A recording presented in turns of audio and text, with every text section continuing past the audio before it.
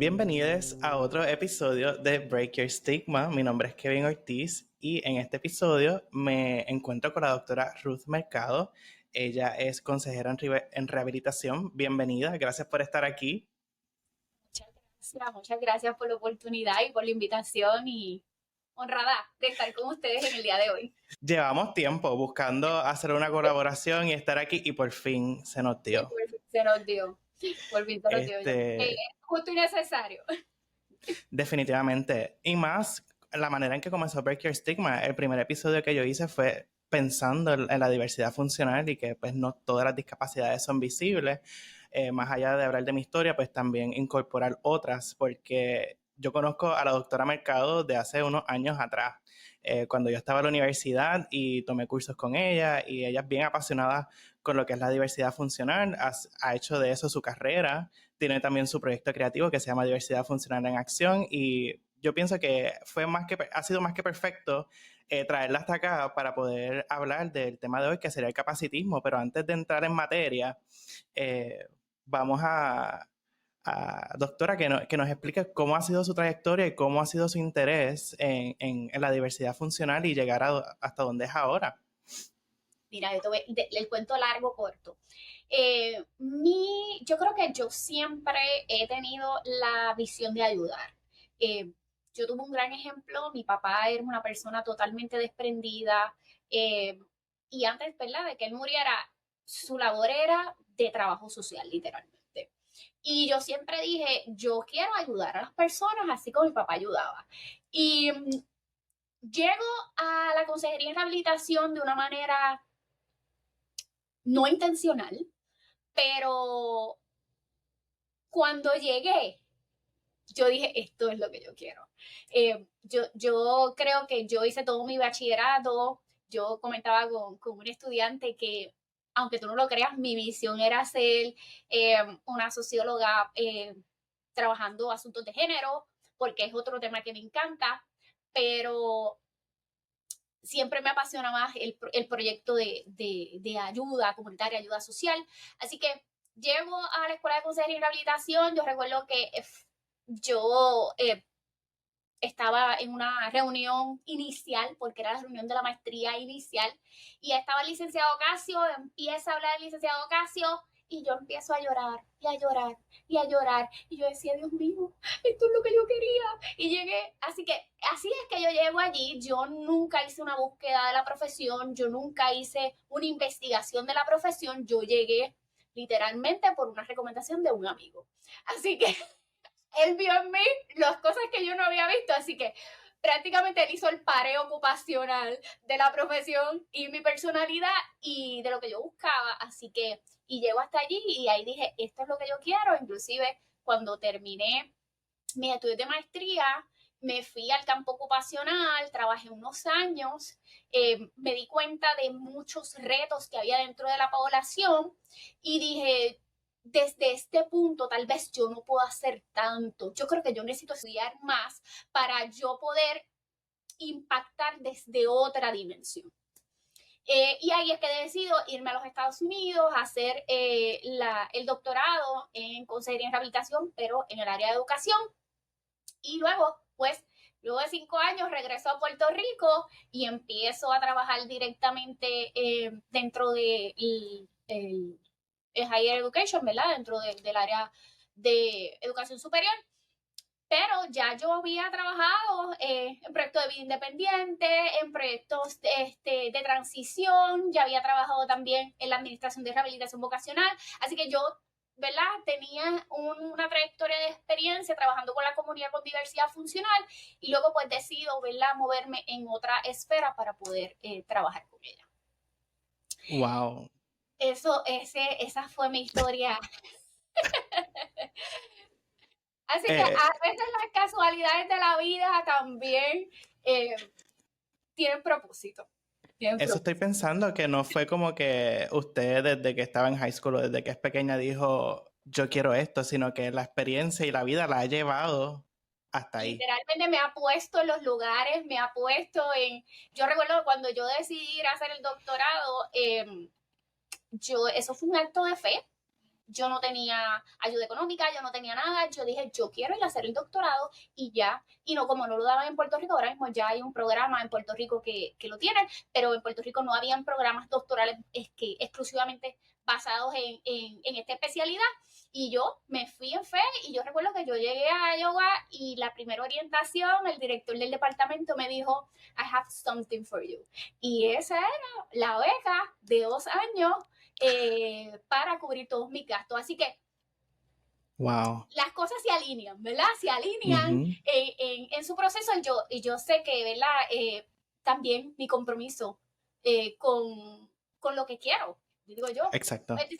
Tan pronto yo identifique que esto es, o sea, yo me moví hacia adelante y busqué cómo ser mejor dentro de esta área para ayudar a la población vulnerable de las personas con diversidad funcional. Me encanta su historia porque yo siento que hay muchas personas, yo incluido, en mi proceso también personal, estando en los 20 y cuando todavía uno es un adolescente, que uno siente tanto caos, que uno siente que la vida te lleva para un lado y después te lleva para otro. Eh, o sea, siento que la manera en que usted presenta su historia y su trayectoria hasta llegar a donde está es como abrazar la incertidumbre y ver hasta dónde llegamos. Porque si tenemos esas destrezas y ese talento interior, ese deseo de Sí. ayudar o de emprender, pues, donde sea que terminemos. Y te voy a decir más, cuando yo me fui a la Universidad de Iowa, yo siempre digo esta broma, de que yo me fui con un 3er grado de inglés y regresé con 7º grado. Así que el reto no fue ser aceptada, el reto fue literalmente tener un grado, graduarme con un excelente promedio, aun cuando mi inglés es de 3er grado.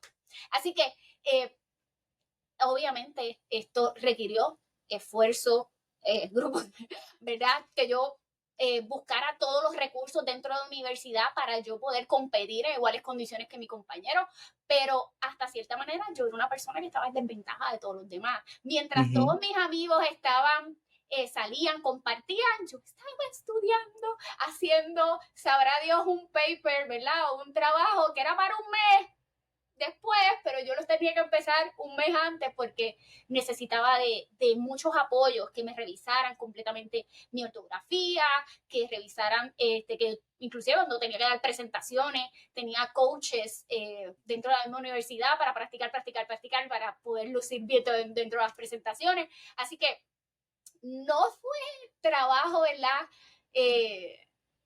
No fue fácil, no fue fácil, pero con mucho empeño, y yo digo que yo nunca había tenido tanta certeza de yo querer algo como esa meta.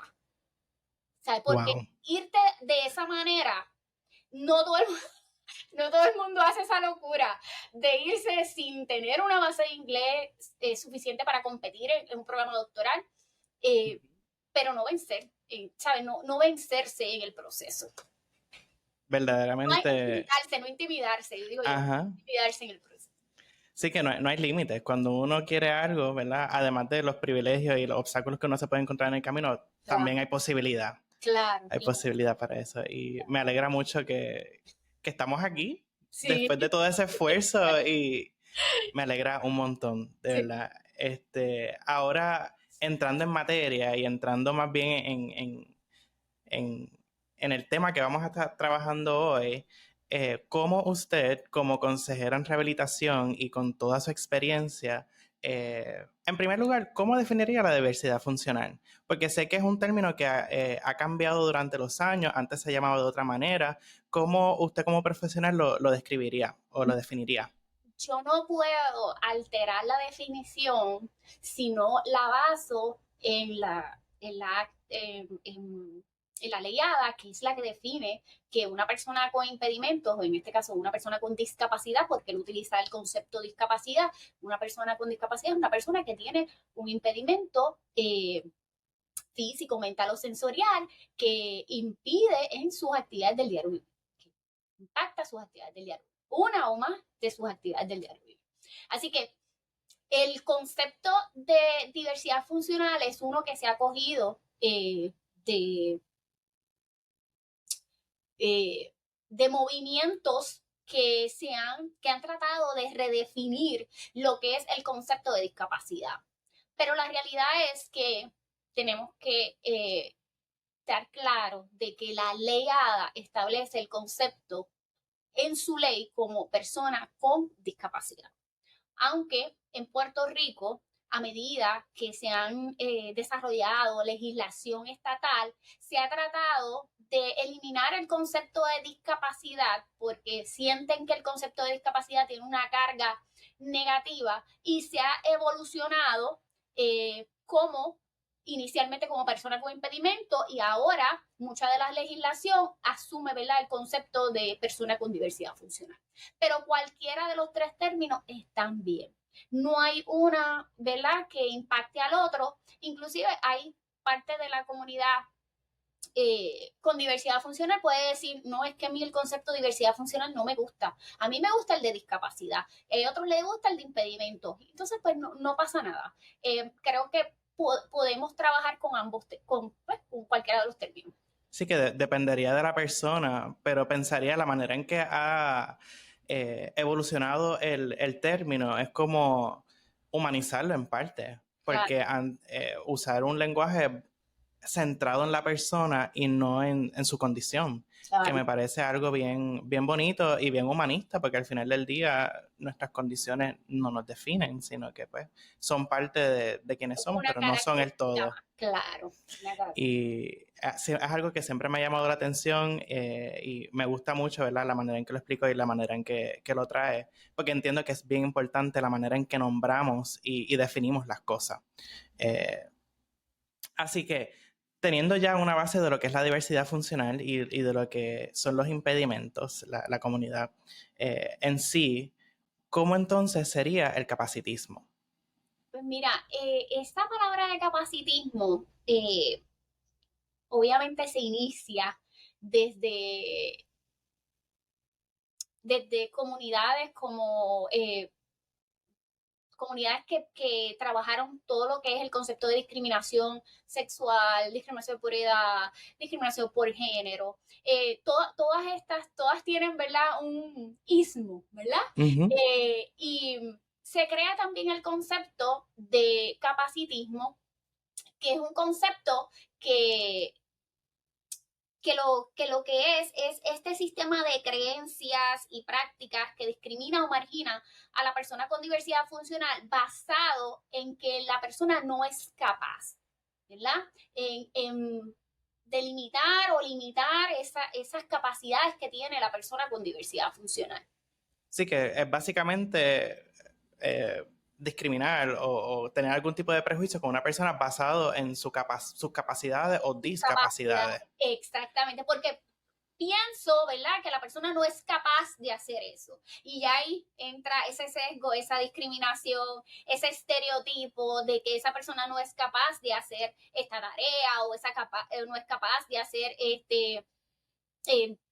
de integrarse o de vivir de forma independiente. Ujú.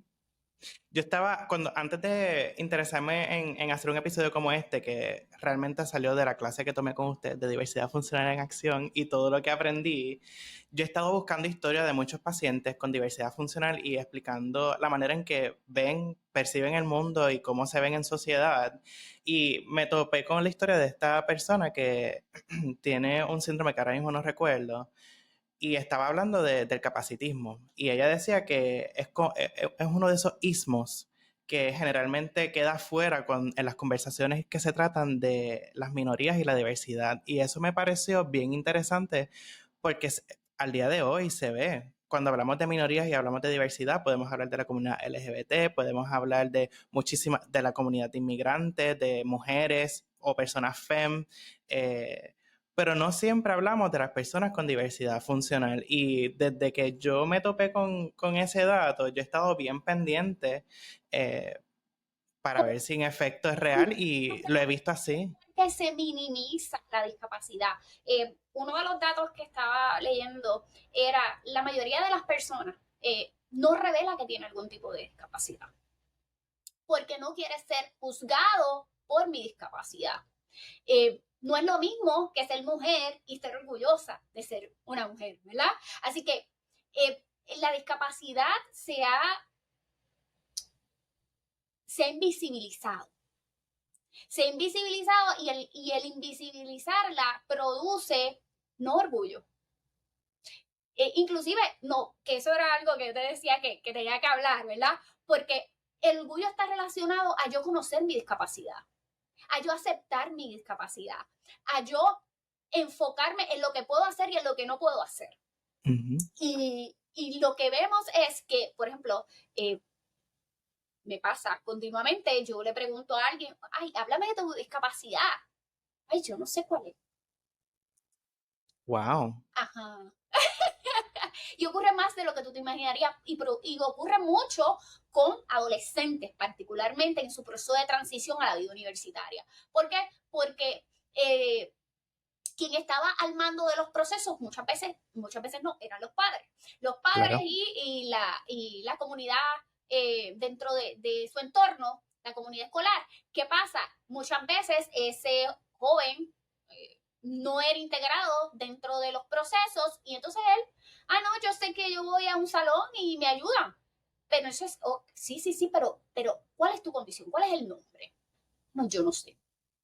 Inclusive yo he tenido experiencias de padres que me han dicho, yo no quiero que mi hijo sepa, porque yo no quiero que él se vea menos, ¿verdad? Porque ya veo de la discapacidad desde una mirada negativa hacia el ser humano, como algo que se debe curar, como algo que se debe mejorar. Y entonces ahí es que tenemos los grandes retos, cuando esa característica yo la puedo interpretar como algo que me resta y no algo como que me suma.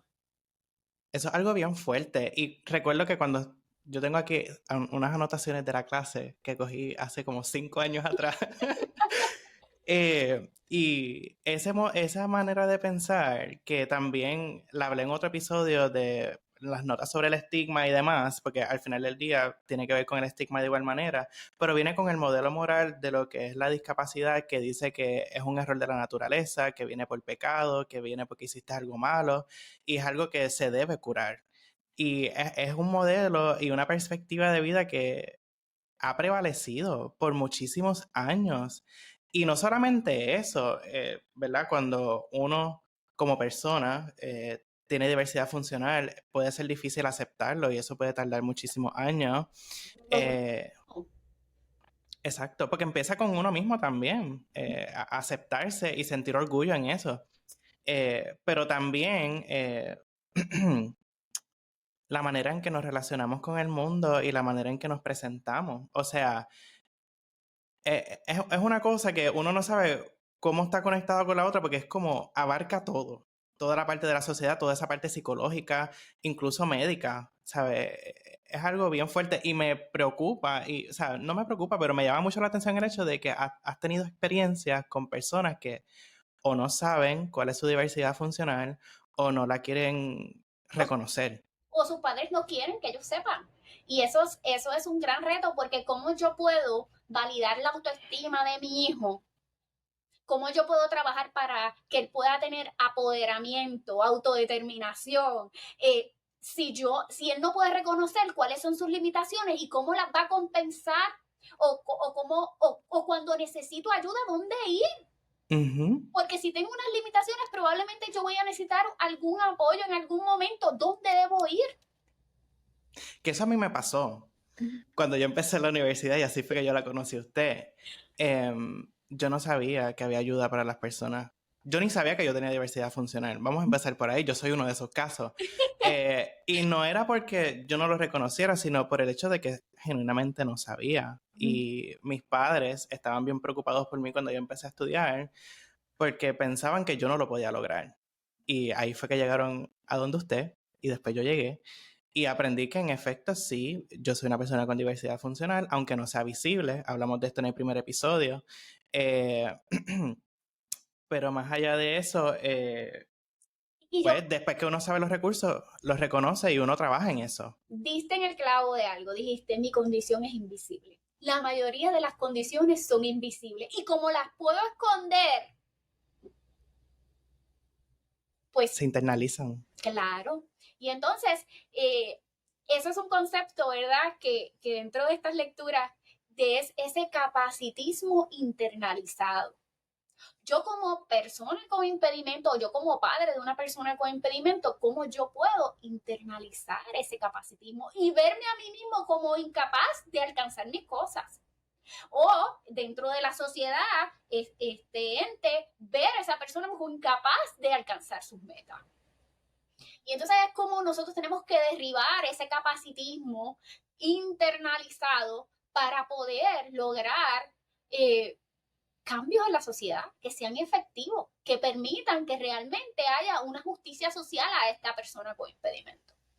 Definitivamente, cuando hablamos, porque cuando hablamos de diversidad funcional o personas con impedimentos, siempre vemos una persona en silla de ruedas, una persona con muletas, una persona no vidente, pero el espectro es mucho más allá que eso. Claro, inclusive eh, el hecho de que la experiencia de una persona con impedimentos congénita, ¿verdad? Que quiere decir de nacimiento, versus la experiencia de una persona que adquiere un impedimento es totalmente diferente. Sus procesos de adaptación son completamente diferentes. Probablemente esta persona que tuvo esta condición congénita, su proceso de aceptación fue cuando entró a la escuela y probablemente estuvo 3 años dentro de ese proceso trabajándolo y luego, pero es ese proceso de esa persona que adquiere un impedimento, pues son procesos sumamente individuales, pueden ser cortos o largos y va a depender de esa comprensión de su nueva vida,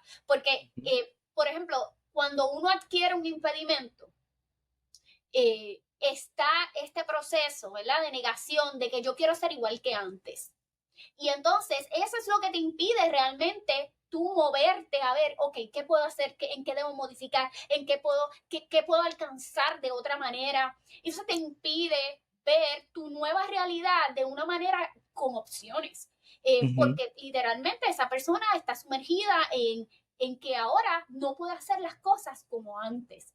Y Sí, que hasta es un proceso de pérdida. Claro, y hasta que esa persona no empieza a descifrar y a ver su realidad de una manera completamente diferente, no va a poder alcanzar esa aceptación al impedimento para poder moverse a todos los logros que puede obtener de una manera alternativa, de una manera modificada, de una manera asistida.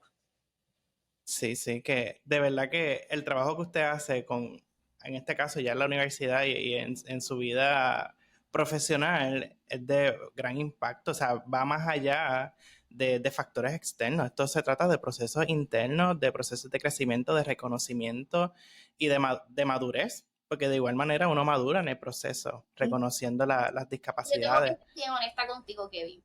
Eh, si bien hay un proceso interno, eh, hablamos de esa interseccionalidad en algún momento. Y todos esos, ¿verdad? Efectos que tiene esa interseccionalidad también van a afectar a esa persona con impedimento. Yo tengo casos de personas que, por ejemplo, tienen el privilegio de tener un buen salario, sus padres, y son jóvenes que pudieron alcanzar mucha más funcionalidad simplemente porque tuvieron el privilegio de que sus padres pudieran pagar esas terapias de manera individual.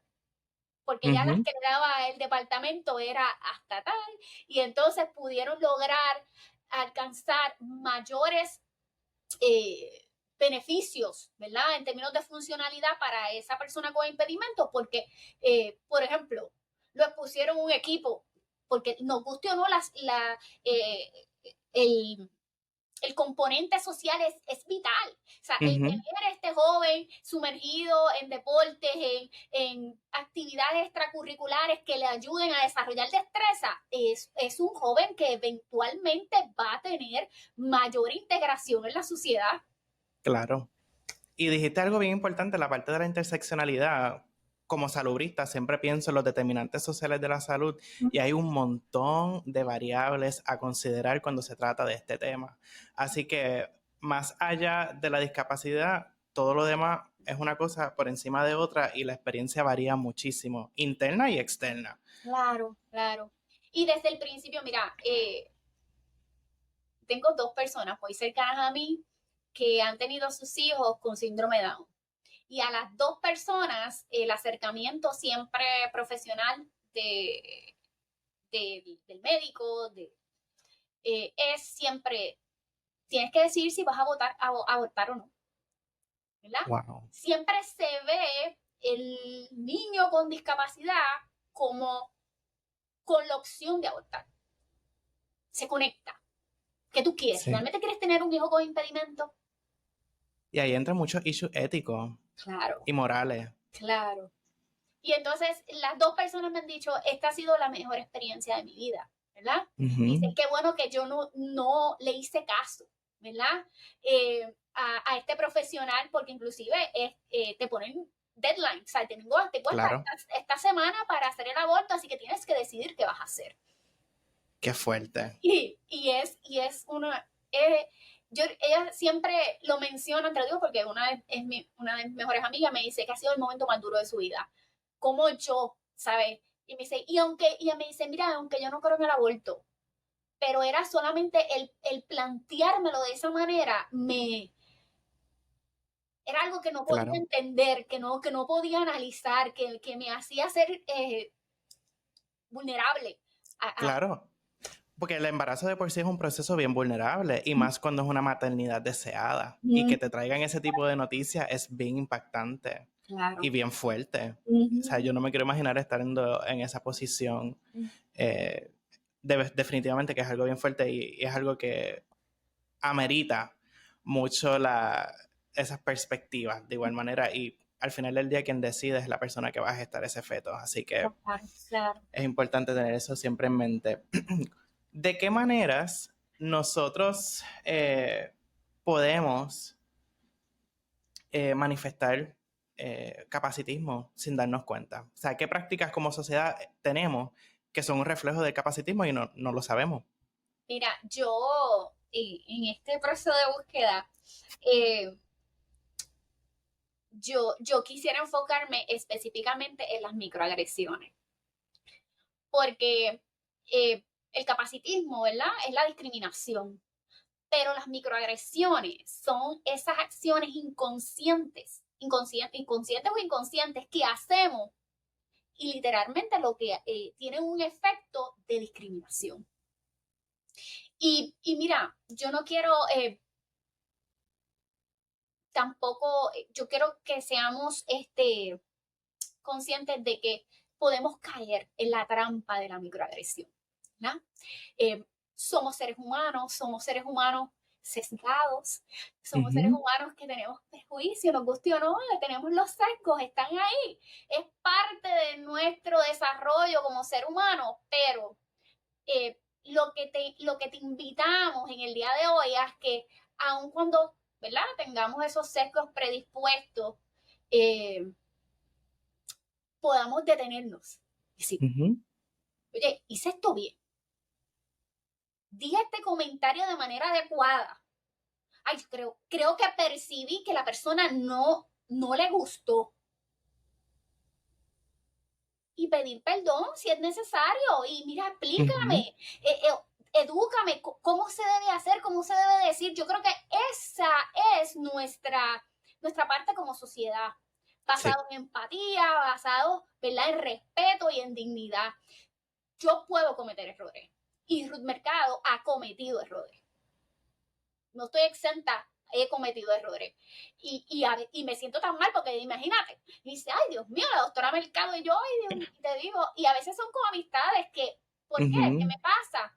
Que cuando estoy con amistades con impedimento, yo me siento tan natural. O sea, yo no estoy enfocada en el impedimento, yo no estoy enfocada en nada, que a veces como que se me olvida. Yo le digo, se me olvida que tienen impedimento. Y te los digo, me ha pasado, por ejemplo, hace como unos años fui con unas amigas y casi todas eran ciegas. Y entonces empezamos a hablar y yo le empecé a contar una situación y entonces le digo y hago algo con las manos, pero no describo lo que hice con las manos.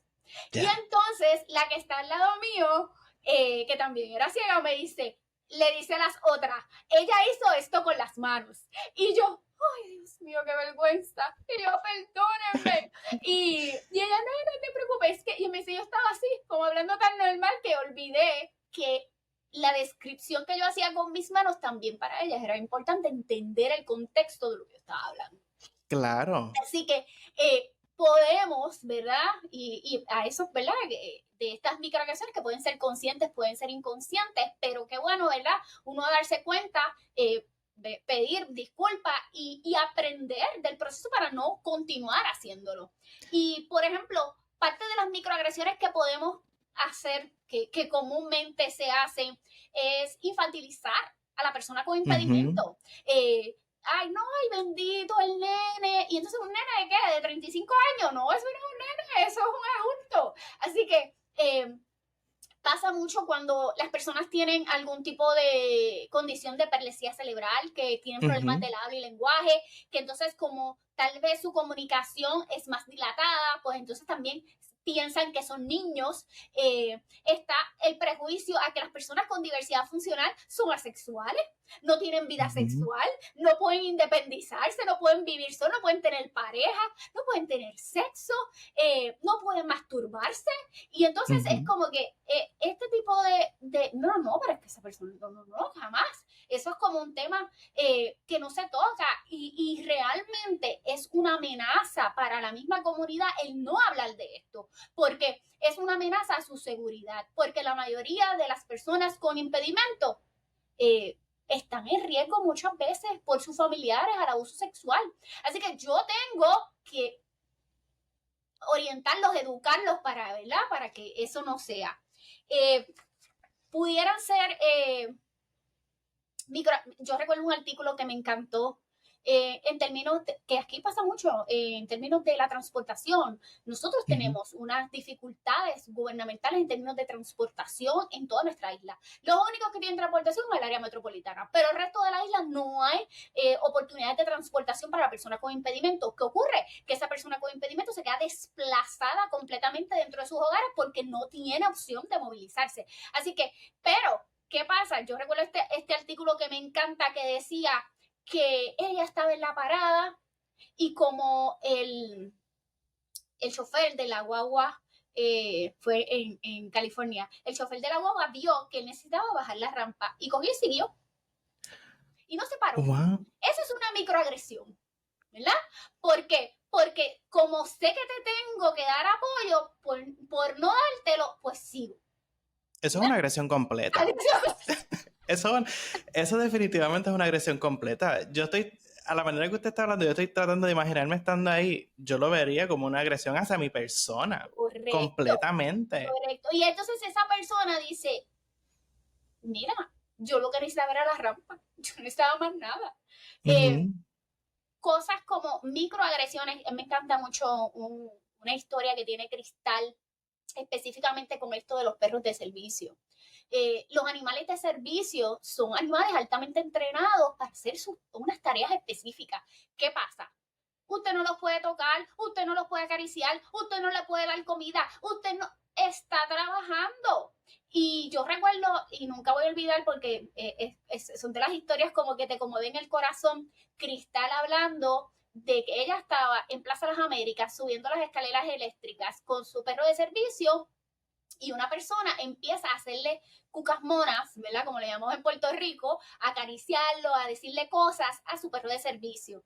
¿Qué pasa? Que ella le llama la atención porque está subiendo en la escalera, en movimiento. Y entonces ella le dice, señora, no puede decirle esas cosas porque él está trabajando. La señora sigue y sigue. El perro se distrae y no se da cuenta que llegan y el perro se pilla. Ah, bendito. Empieza a gritar el perro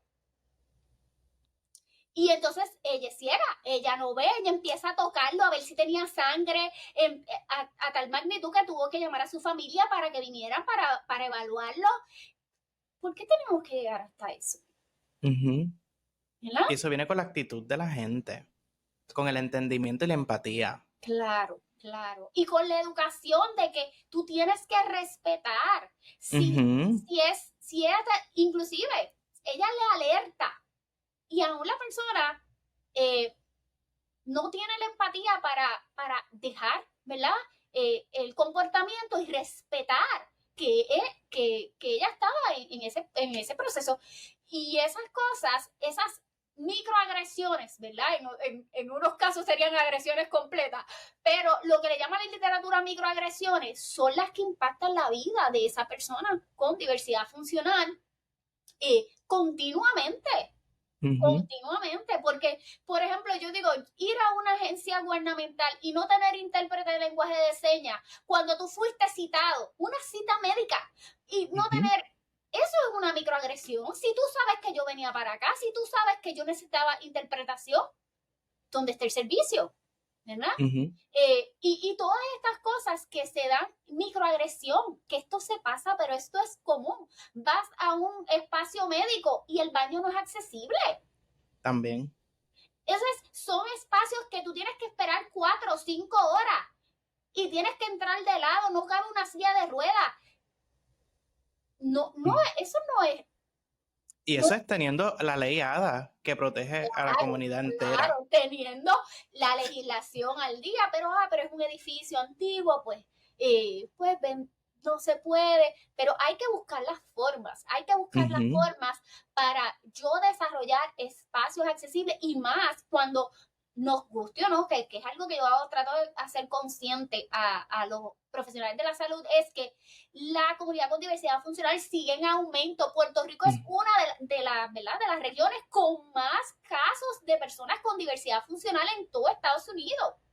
Así que nosotros necesitamos desarrollar la accesibilidad. Esto no puede llegar por obra de magia. O sea, necesitamos acciones concretas que pongan en vigor para que las personas pueden tener mayor acceso. Mira, ahora mismo, yo te digo, ayer yo estaba escuchando un podcast de unas personas y ellos estaban hablando de cómo integrar la inclusión dentro de las artes.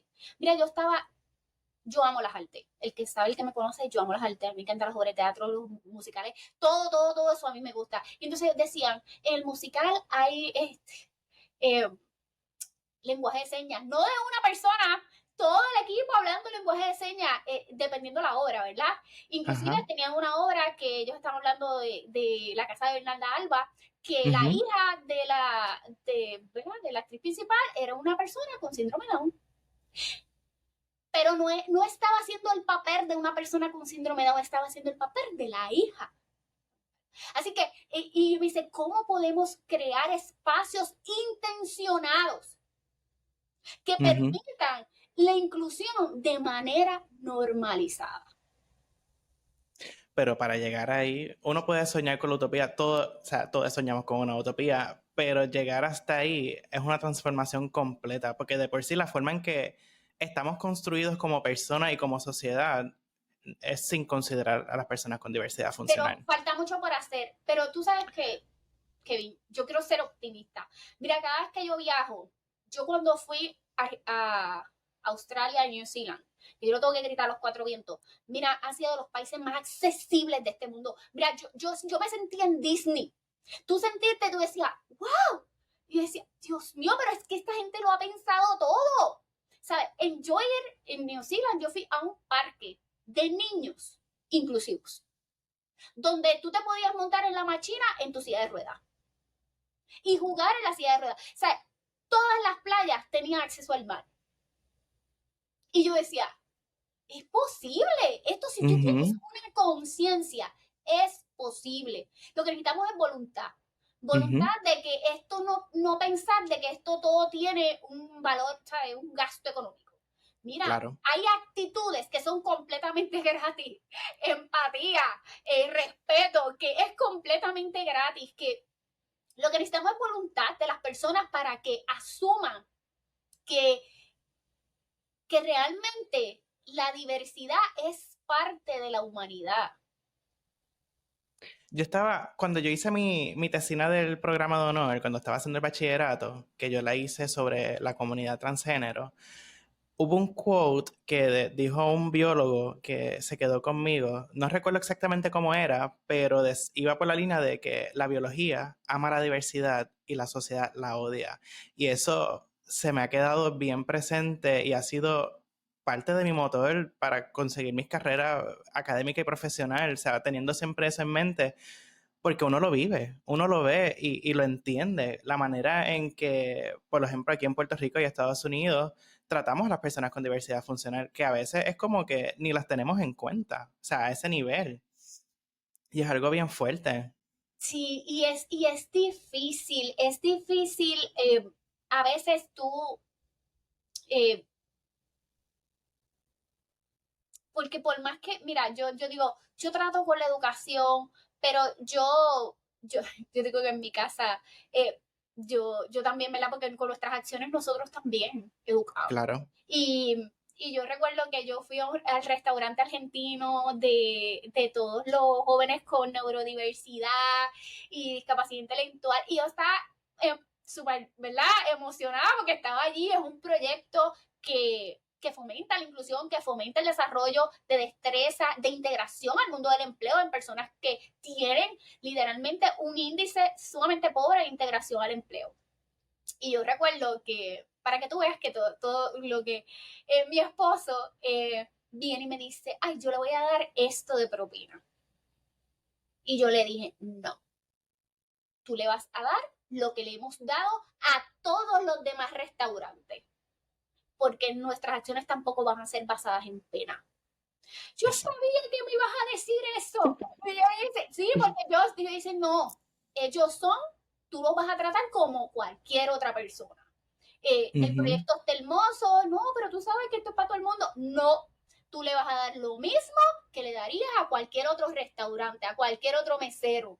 Yo quiero que me los trates con igualdad.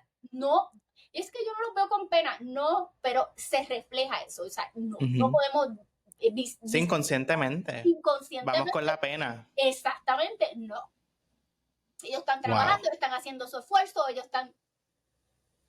Entonces, yéndonos por esa línea, que estamos hablando de la inclusión de las personas con diversidad funcional en todos estos espacios, ¿qué es algo que podemos pensar y que mucha gente podría estar haciendo ahora que cree que es inclusivo, pero realmente no es? Excelente pregunta. ¿Qué pudiera ser algo inclusivo que no es? En pro de la comunidad con Es, diversidad es que tú funcional. sabes lo que pasa, es que a veces, hablando de estas microagresiones, cuando son inconscientes, uno puede pensar de que lo estoy haciendo correctamente, pero realmente no lo estás haciendo bien. Y por eso es importante, por ejemplo, estoy en una reunión de empleo. Está la persona con discapacidad. Y entonces está el equipo, están discutiendo las tareas que van a hacer y entonces no le doy tareas a la persona. Ah, no, yo lo hago. No te preocupes, yo lo hago, ¿verdad? Y discrimino, aunque es una microagresión inconsciente porque, ay, no, él se va a tardar más, ¿verdad? En tu mente estás diciendo, él se va a tardar más, no le voy a dar la tarea. Dale la tarea, deja que él participe.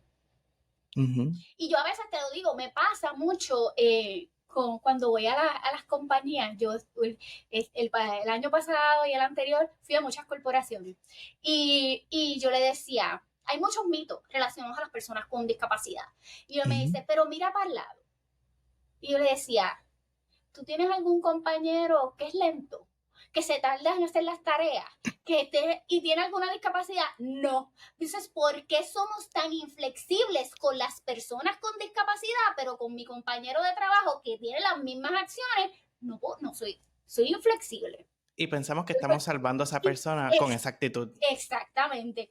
Y no, es como yo, y mira que otra de las cosas, trabajando con este tema en términos del empleo, te das cuenta, ¿verdad? Dentro de la literatura, que hay mayor aceptación al impedimento cuando el impedimento es adquirido dentro del empleo.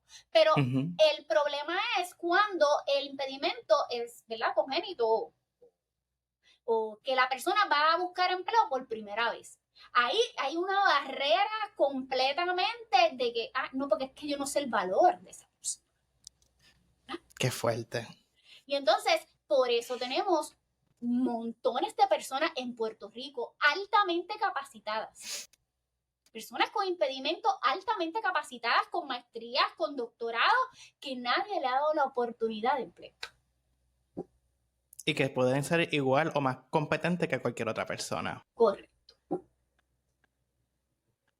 ¿Qué trabajo tenemos Sí, es un largo aquí? trabajo, pero no nos quitamos. No, no nos quitamos. No nos quitamos nunca. Y usted menos. La doctora Mercado tiene un podcast también que se llama Diversidad Funcional en Acción y trabaja todos estos temas de manera excepcional. Soy fan. Deberían pasar por allá para escucharla de igual manera porque es importante. Lo que haces es bien importante. Lo que hiciste conmigo también es importante porque aquí estoy.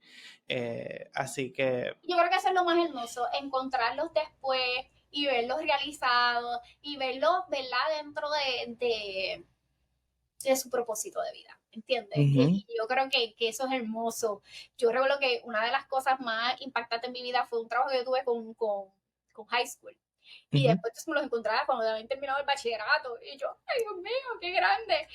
Yo tengo una colega, yo tengo dos colegas. Tengo dos colegas que fueron estudiantes mías de high school como consejera y después fueron colegas mías, estudiaron consejería en rehabilitación. Así que de esas vueltas que da la vida y que te Sí. permite aportar, ¿verdad?